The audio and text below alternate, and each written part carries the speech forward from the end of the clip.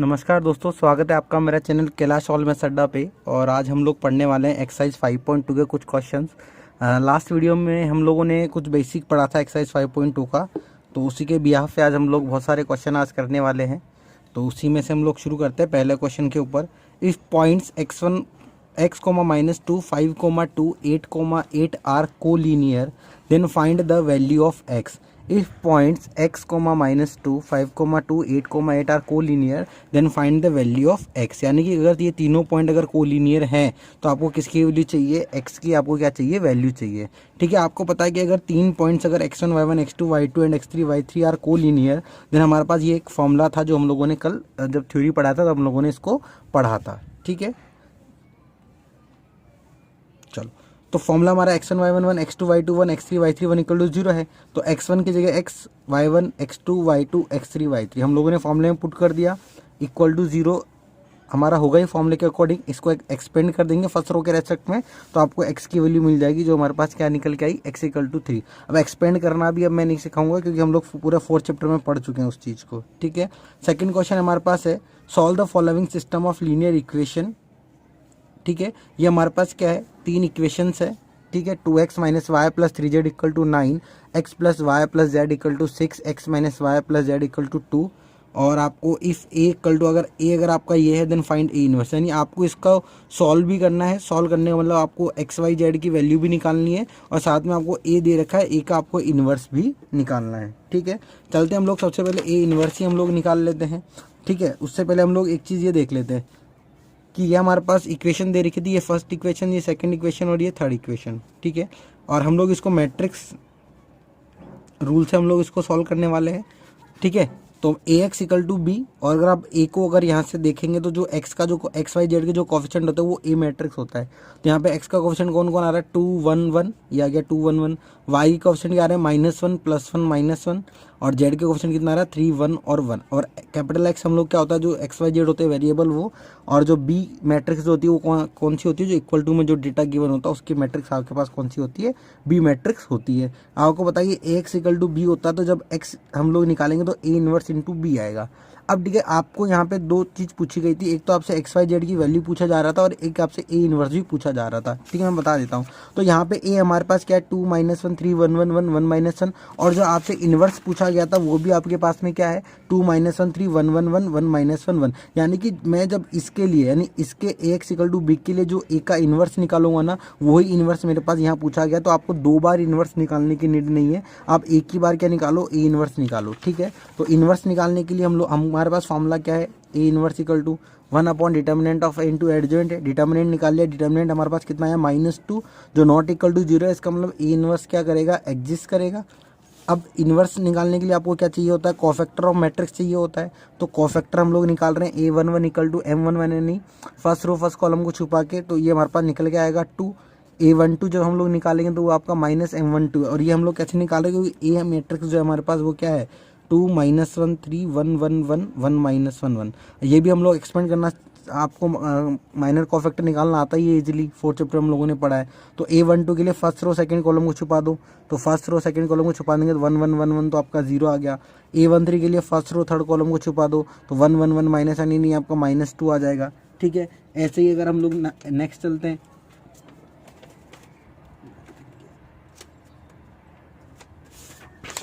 Next देखो ऐसे हम लोग क्या निकाल रहे हैं? A21। तो A21 आपका क्या होगा? माइनस के M21 यानी सेकंड रो और फर्स्ट कॉलम को छुपा देंगे तो ये आ जाएगा। ऐसे A22 निकालेंगे तो क्या आएगा? M22 second row second column को छुपा देंगे। ठीक है, ऐसे A23 हम -M23 होगा तो -2 -1 1 -1 तो ये 1 आएगा। ऐसे A31 हम लोग निकालेंगे थर्ड रो फर्स्ट कॉलम को छुपा के, तब हमारे पास क्या आएगा? -4 आएगा। ऐसे हम अगर A32 अगर हम लोग निकालते हैं तो -M32 सॉल्व करने पे 1 आ रहा है। A33 हमारे पास सॉल्व करने पे 3 आ रहा है। अब आपको पता है कि एडजॉइंट ए निकालने के लिए आपको कोफैक्टर की मैट्रिक्स बनानी पड़ती है। किसकी? कोफैक्टर की क्या बनानी पड़ती है? मैट्रिक्स बनानी पड़ती है। तो कोफैक्टर की मैट्रिक्स हम लोगों ने बना ली है, A11 A12 A13 A21 A22 A23 A31 A32 A33। और यहाँ पे सारा हम लोगों ने डेटा लिख दिया 2 0 -2 -2 -1 1 -4 1 3। ठीक है, ये आपके पास क्या आ गया? ए आई यानी कोफैक्टर की मैट्रिक्स आ गई। अब एडजॉइंट ए आपका क्या होता है? कोफैक्टर की मैट्रिक्स का जो हम ट्रांसपोज करते हैं वो आपके पास क्या होता है? एडजॉइंट ए होता, तो हम लोग क्या करेंगे, इसका ट्रांसपोज कर देंगे। ट्रांसपोज कैसे करते हैं, रो का कॉलम बना दिया, रो का कॉलम बना दिया, रो का कॉलम बना दिया, ये आपके पास क्या निकल के आ गया, एडजॉइंट ए। क्या निकल के आ गया, एडजॉइंट ए। अब आपको बताइए ए इनवर्स कितना होता है, तो ए इनवर्स आपको होता है 1 upon determinant of A into adjoint A. तो डिटर्मिनेंट ऑफ ए आपका -2 आया था, तो -1/2। एडजॉइंट आपके पास ये रहा 2 -2 -4 0 -1 -2 1 3। अब 2 था तो 2 से हम लोगों ने डिवाइड कर दिया, तो हमारे पास ए इनवर्स क्या निकल के आएगा, -1 2 0 half minus half 1 minus half -3/2। ठीक है, अब आपके पास ए इनवर्स निकल गया, तो अब आप एक्स निकाल सकते हैं बी से मल्टीप्लाई करके, तो हम लोग यही करेंगे। ठीक है, हमारे पास देखो एक्स इक्वल टू कितना था, A inverse into B. Capital X हमारा XYZ होता है, ए इनवर्स हम लोगों ने निकाला ही है, बी हमारे पास 962 था। अब हम यहाँ से मल्टीप्लाई कर लेंगे, यहाँ से रो और यहाँ से कॉलम, तो -1 को 9 से मल्टीप्लाई किया -6, 1 को 6 से किया तो +6, 2 को 2 से किया +4, 0 को 9 से किया 0, हाफ को 6 से किया तो 3, माइनस हाफ को 2 से करूँगा तो -1, 1 को 9 से मल्टीप्लाई किया तो 9, माइनस हाफ को 6 से मल्टीप्लाई किया तो -3, -3/2 को 2 से मल्टीप्लाई करूँगा तो -3 आएगा। ठीक है, ऐड करूँगा तो ये आया 1 2 3। अब यहाँ से कंपेयर कर लो, तो x = 1, y = 2 और z = 3। तो ये हमारे पास देखो आंसर है, x = 1, y = 2, z = 3। और ए इनवर्स हम लोगों ने पहले निकाल लिया, जो कितना आया था -1 2 0 हाफ माइनस हाफ और 1 माइनस हाफ और -3/2। ये ए इनवर्स हो गया, ये आपके पास x y और z की वैल्यू हो गई। ठीक है, अब हम लोग नेक्स्ट क्वेश्चन करते हैं। तो नेक्स्ट क्वेश्चन देखो, नेक्स्ट क्वेश्चन है हमारा ये, इफ़ ए आपको दे रखा है और बी दे रखा है, ये इंपॉर्टेंट क्वेश्चन है एग्जाम पॉइंट ऑफ व्यू से। इफ a = -1 -1 0 2 3 4 0 1 2 एंड b = 2 2 -4 -4 2 -4 और 2 -1 5, then find a into B. आपको क्या करना है, a और b को मल्टीप्लाई करना है and using help of it, यानी इस मल्टीप्लाई के हेल्प से आपको ये आपको लीनियर इक्वेशन दे रखी है, x - y = 3, 2x + 3y + 4z = 17 and y + 2z = 7। ये आपको क्या दे रखी है, 3 आपको लीनियर इक्वेशन दे रखी है, और आपको पहले क्या करना है, a और b को मल्टीप्लाई करना है, फिर आपको इसको सॉल्व करना है। सॉल्व करने का मतलब वही XYZ की वैल्यू निकालना। तो यहाँ पे देखो a इंटू b मैंने निकाला है, ये a मैट्रिक्स है, ये b मैट्रिक्स है, यहाँ से रो और यहाँ से हम लोग क्या लेंगे, कॉलम लेंगे।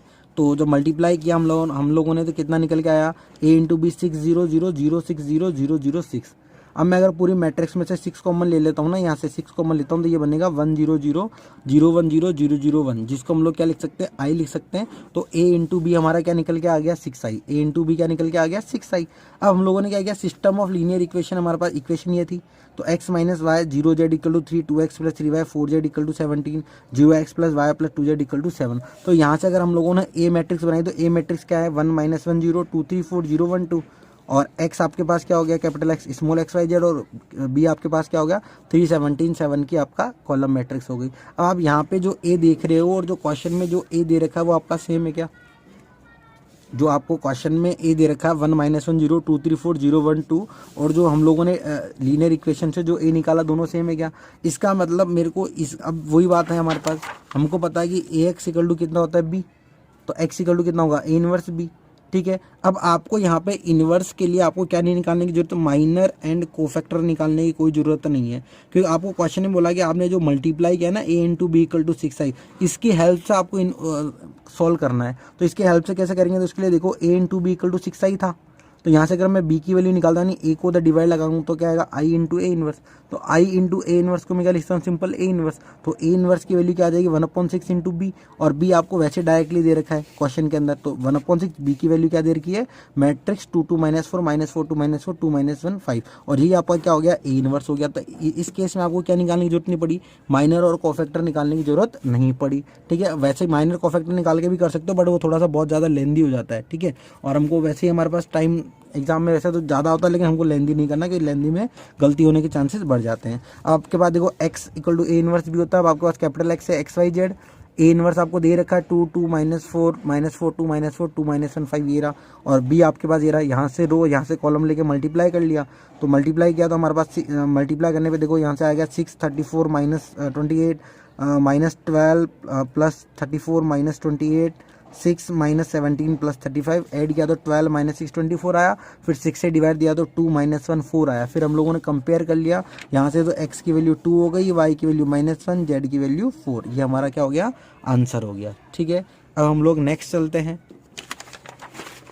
नेक्स्ट क्वेश्चन पे चलते हैं हम लोग। अब नेक्स्ट क्वेश्चन भी बहुत अच्छा क्वेश्चन है, क्या है, solve the following system of linear equation by Cramer rule. Cramer rule की हेल्प से हमें क्या करना है, इस लीनियर इक्वेशन को क्या करना है, सॉल्व करना है। अब तक हम लोग मैट्रिक्स मेथड यूज कर रहे थे, अब यहाँ पे आपको क्वेश्चन में पूछा गया है कि किससे करना है, क्रेमर रूल से करना है। तो क्रेमर रूल से करना है, ये लीनियर इक्वेशन दे रखी है आपको, 2x + 3y - 4z = 1, 3x - 2y + 5z = -1, x - 4y + 3z = 7। तो आपको पता है कि x जो होता है वो del1/del होता है, y जो होता है वो del2/del होता है, z आपका कितना होता है, del3/del होता है, ठीक है। और del आपका क्या होता है, del होता है आपका x, y और z के कोफिशिएंट की डिटर्मिनेंट। तो यहाँ पे देखो x का कोफिशिएंट कितना है, 2, 3 और 1, यहाँ पे 1 लिख सकते हैं, तो 2, 3, 1। y के कोफिशिएंट आपके 3 - 2 - 4, और जो z का कोफिशिएंट है वो -4, 5 और 3। तो ये डिटर्मिनेंट लिख लिया, फिर यहाँ पे क्या कर लिया, इसको एक्सपेंड करके डेल की वैल्यू निकाल ली, जो कितनी आ गई हमारे पास 56। ऐसे हम लोग del1 निकालेंगे, तो del1 के लिए हम लोग क्या करते हैं कि del1 हम लोग निकाल किसके लिए रहे हैं, तो del1 हम निकाल किसके लिए रहे हैं, x के लिए।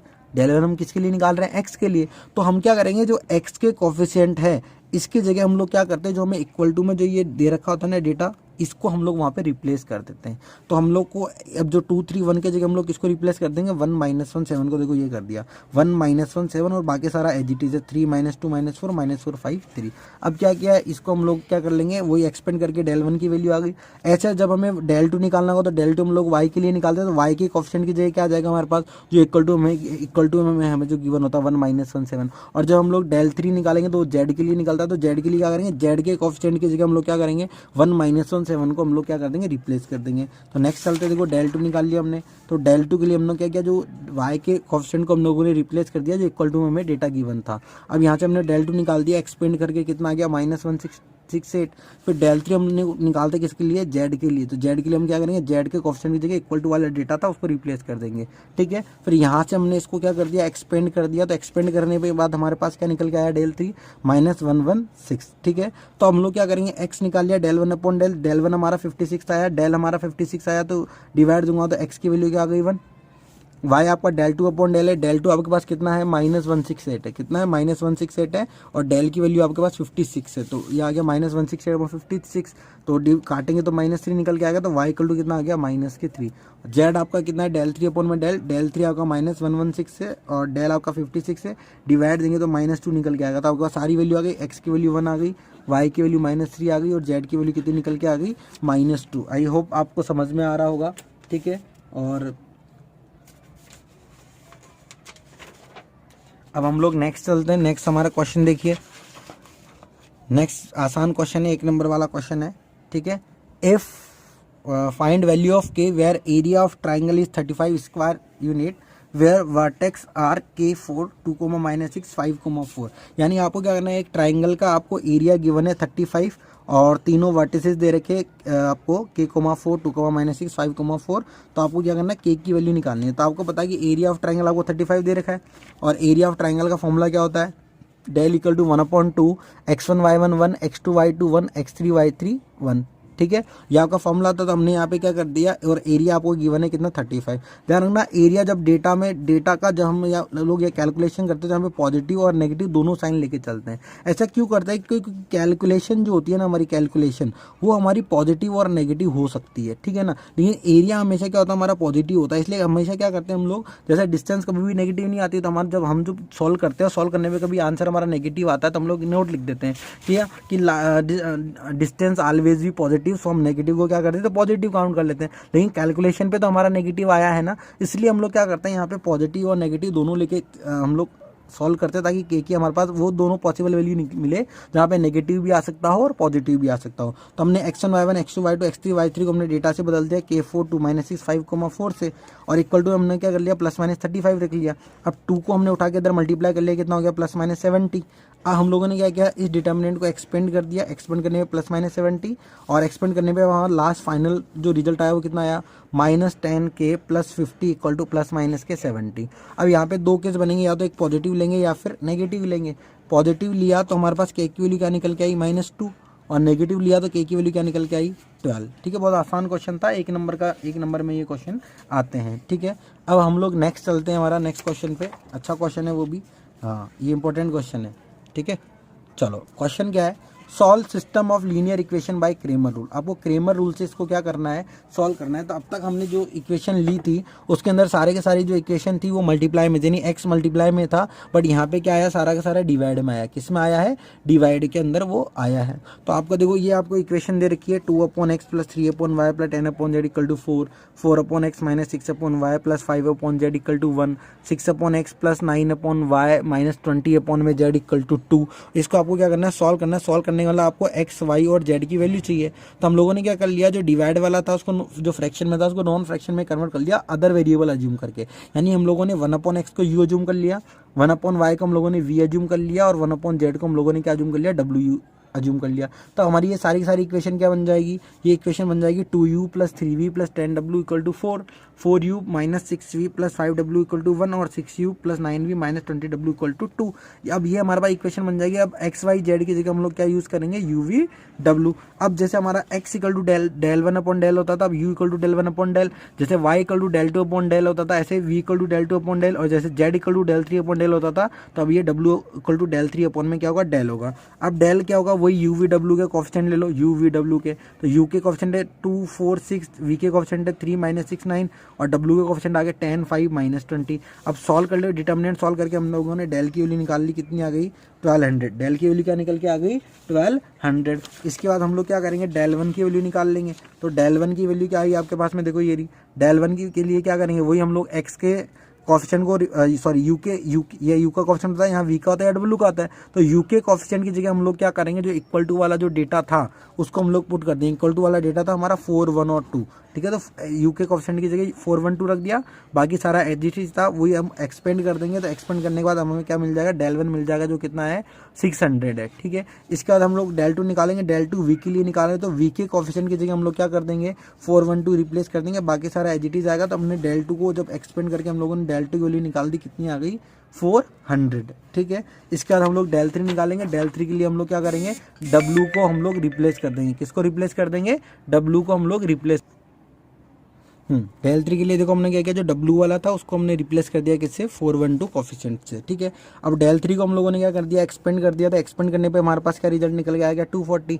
अब आपके पास डेल भी आ गया, डेल 1 भी आ गया, डेल 2 भी आ गया, डेल 3 भी आ गया। तो हम लोग u v w की वैल्यू आसानी से निकाल सकते हैं। तो u आपके पास में क्या था, डेल 1 अपॉन में डेल 1 आया आपके पास 600, डेल आया 1200। तो u की वैल्यू कितनी आ गई, 1/2। तो u इक्वल टू 1/2। ऐसे v आपका डेल 2 अपॉन डेल है, डेल 2 की वैल्यू आई 400, डेल की वैल्यू आई 1200। जब डिवाइड दिया तो 1/3 मतलब v इक्वल टू 1/3। अब w equal to del 3 upon में डेल है, डेल 3 की वैल्यू 240 निकल के आई। डेल इक्वल टू कितना, डेल आपके पास 1200 है, डिवाइड देंगे तो 1/5, w इक्वल टू 1/5 आ गया। ये u v w की वैल्यू है, लेकिन आपको किसकी वैल्यू चाहिए, x y z की। किसकी वैल्यू चाहिए, x y z की। तो आपको पता था, हम लोग जानते थे कि u जो था वो 1/x है और u की वैल्यू 1/2। तो यहाँ से x इक्वल टू कितना हो गया, 2। ऐसे v इक्वल टू 1/y था और v की वैल्यू क्या थी, 1/3। तो कंपेयर करके y इक्वल टू कितना हो गया, 3। ऐसे w इक्वल टू 1/z था और w इक्वल टू कितना था, 1/5। तो यहाँ से z की वैल्यू क्या हो गई, 5, ठीक है। तो आपको यहाँ से x y और z तीनों की वैल्यू आपको मिल गई। अब हम लोग चलते हमारे नेक्स्ट क्वेश्चन के ऊपर, ठीक है। काफ़ी इंपॉर्टेंट क्वेश्चन है। चलो ये हमारा क्या है, नेक्स्ट क्वेश्चन है, ठीक है। Find inverse of matrix 1 -1 1 2 1 -3 1 1 1 and help of it solve following linear equation. यानी सबसे पहले आपको क्या करना है, इस मैट्रिक्स का इन्वर्स निकालना है। सबसे पहले क्या करना है, इस मैट्रिक्स का आपको क्या करना है, इन्वर्स निकालना है। उसके बाद आपके पास देखो ये मैट्रिक्स फॉर्म में क्या दे रखी है, एक लीनियर इक्वेशन दे रखी है। ये मैट्रिक्स फॉर्म में आपको एक लीनियर इक्वेशन दे रखी है। इसको सॉल्व करके आपको एक्स वाई जेड की क्या निकालनी है, वैल्यू निकालनी है। सॉल्व करने के बाद आपको एक्स वाई जेड की वैल्यू निकालनी है। तो सबसे पहले हम लोग इन्वर्स ही निकाल लेते हैं। तो ये a इक्वल टू 1 -1 2 1 -3 1 1 1 है। इन्वर्स निकालने के लिए आपको फॉर्मूला पता है, 1 डिटर्मिनेंट ऑफ इनटू एडजॉइंट है। तो डिटर्मिनेंट ऑफ a हम लोगों ने निकाल लिया, कितना निकल के आ गया, 10। अब कोफैक्टर ऑफ मैट्रिक्स a निकाल लिया, तो कोफैक्टर ऑफ मैट्रिक्स है a11 निकल के आया 4, a12 निकल के आया -5, a13 निकल के आया 1, a21 निकल के आ गया 2, a22 निकल के आ गया 0, a23 निकल के आ गया -2। अब ये इन्वर्स भी कैसे निकालते हैं, ये अब तक तो तुम्हें समझ में आ गया होगा, इसलिए मैं थोड़ा फास्ट ले रहा हूँ, ठीक है। तो a31 आपका निकल के आ गया 2, a32 आपका निकल के आ गया 5, a33 निकल के आ गया आपके पास में 3। तो अब मैट्रिक्स ऑफ कोफैक्टर हम लोगों ने बना ली, a11 a12 a13 a21 a22 a23 a31 a32 a33। और ये aij की जो मैट्रिक्स आई वो कितनी आ गई, 4 -1 1 2 0 -2 2 5 और 3। अब एडजॉइंट ए मैट्रिक्स बनाने के लिए हम लोग क्या करते हैं, जो कोफैक्टर की मैट्रिक्स होती है उसका हम लोग क्या कर देते हैं, ट्रांसपोज कर देते हैं। तो इसका जब हम ट्रांसपोज करेंगे तो ये आ गया, ये एडजॉइंट ए हो गया। ए इनवर्स आपका क्या था, 1/डिटर्मिनेंट ऑफ ए इंटू एडजॉइंट है। ए इनवर्स क्या होता है, 1/डिटर्मिनेंट ऑफ ए इंटू एडजॉइंट है। डिटर्मिनेंट ऑफ ए आपका 10 था, एडजॉइंट ए आपका ये आ गया। अब आपको लीनियर इक्वेशन जो दे रखी थी मैट्रिक्स फॉर्म में वो कुछ इस तरीके से दे रखी थी कि 1 0 1 2 1 0 1 1 1 x y z equal to 1/2 2y 6z 0 plus 2 2 0 1। ठीक है, हम लोगों ने क्या किया, इसको अंदर मल्टीप्लाई कर दिया, इधर से रो और इधर से कॉलम। यहाँ से रो ले लिया और यहाँ से क्या ले लिया हम लोगों ने, कॉलम ले लिया। तो वही मल्टीप्लाई करने पे हमारे पास क्या आया, x plus 0 plus z 2x plus y plus 0 x plus y plus z. ठीक है ना, यहाँ से 2 से डिवाइड करूँगा तो y 3z 0, 2 से मल्टीप्लाई करूँगा तो आ जाएगा 4 0 और 2। ठीक है ना, 4 0 और 2 आपके पास आ जाएगा। अब यहाँ से अब ऐड करेंगे तो ये x प्लस जेड हो गया, ये 2x प्लस वाई हो गया, ये x plus y plus z हो गया।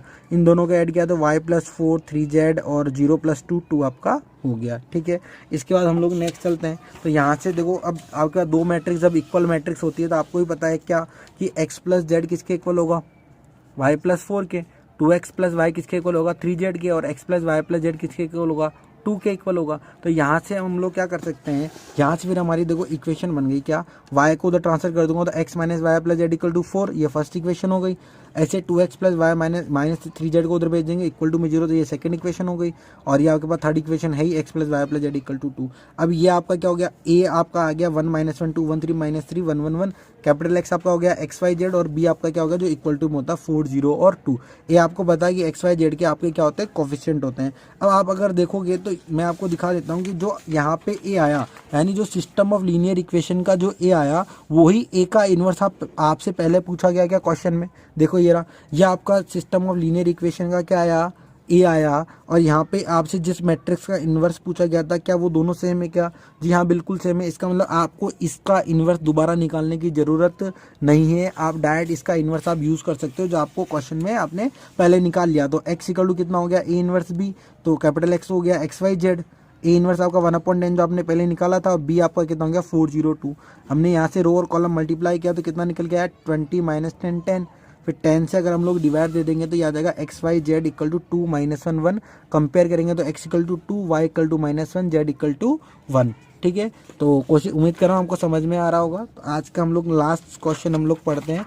ठीक है, और बहुत आसान सा क्वेश्चन है, इंपॉर्टेंट भी है कि if x1 y1 x2 y2 and x3 y3 are vertex of equilateral triangle whose side is a, then prove that x1 y1 2 x2 y2 2 x3 y3 2 का whole square equal to 3a to the power 4। Question क्या बोल रहा है, एक equilateral triangle है जिसकी side a है, जिसकी साइड क्या है a है, और उसके 3 वर्टिसेस है a b और c, जिसके कोऑर्डिनेट है x1 y1 x2 y2 और x3 y3। तो आपको प्रूव ये करना है, ये x1 y1 2 x3 y3 2 x3 y3 2 determinant का whole square equal to 3a to the power 4। अब आपको पता है कि अगर साइड ऑफ इक्विलैटरल ट्राइंगल आपको दे रखी है a यूनिट, ठीक है, तो एरिया ऑफ इक्विलैटरल ट्राइंगल का फॉर्मूला क्या होता है जो आपने 10th क्लास में पढ़ा है, तो √3/4 a स्क्वायर, √3/4 a स्क्वायर आपके पास क्या होता है, उसका फॉर्मूला होता है। ठीक है, √3/4 a स्क्वायर। अब यहाँ से आपको पता है कि डेल इक्वल टू कितना हो जाएगा, डेल इक्वल टू जो ट्राइंगल 3 पॉइंट से जो ट्राइंगल का एरिया निकलता है उसका फॉर्मूला क्या है, del equal to 1/2 x1 y1 1 x2 y2 1 x3 y3 1। Coordinate भी आपके x1 y1 x2 y2 x3 y3 है, तो ये भी आपका एरिया ऑफ ट्राइंगल है और ये भी आपका एरिया ऑफ ट्राइंगल है, तो दोनों को मैंने क्या कर दिया, इक्वल कर दिया। अब यहाँ से हम लोगों ने क्या किया, देखो हम आप लोगों को पता है कि हमको जो प्रूव करना है तो वहाँ पे 1 1 1 नीचे हमको क्या चाहिए 2 2 2 चाहिए। तो यहाँ पे 2 2 2 लाने के लिए ये कॉलम 3 है क्या, तो हम लोगों ने क्या किया, कॉलम 3 में किससे मल्टीप्लाई कर दिया, 2 से हम लोगों ने क्या कर दिया, मल्टीप्लाई कर दिया। तो आपको पता है कि जब हम मल्टीप्लाई कर रहे हैं तो डिवाइड भी देना पड़ेगा, जब हम लोग मल्टीप्लाई करते हैं तो क्या देना पड़ता है, डिवाइड भी देना पड़ता है, ताकि इक्वेशन पे कोई इफेक्ट ना पड़े। तो जब हम 2 से मल्टीप्लाई करें तो 2 से हम लोगों ने यहाँ पे देखो डिवाइड भी दे दिया, तो ये हमारा 2 2 2 बन गया, ये √3/4 a स्क्वायर हो गया। तो आपको पता है कि 2 × 2 कितना होता है 4, ये एज इट इज हो गया √3 a स्क्वायर। 4 से 4 आपका कैंसिल आउट हो गया। अब आपको दोनों साइड स्क्वायर चाहिए था, तो हम लोगों ने क्या कर दिया, square in both side, square in both side करते हमारा क्या हो गया, प्रूव हो गया, हमारा क्या हो गया, प्रूव हो गया। x1 y1 2 x2 y2 2 x3 y3 2 ऊपर का whole square equal to 3a की पावर 4। ठीक है, आज के लिए इतना ही था, थैंक यू। अगर आपको वीडियो अच्छा लगा हो, अच्छा समझ में आया हो तो चैनल को लाइक करें, शेयर करें और जितना ज़्यादा हो सकता है पढ़ाई पे फोकस करें। Thank you.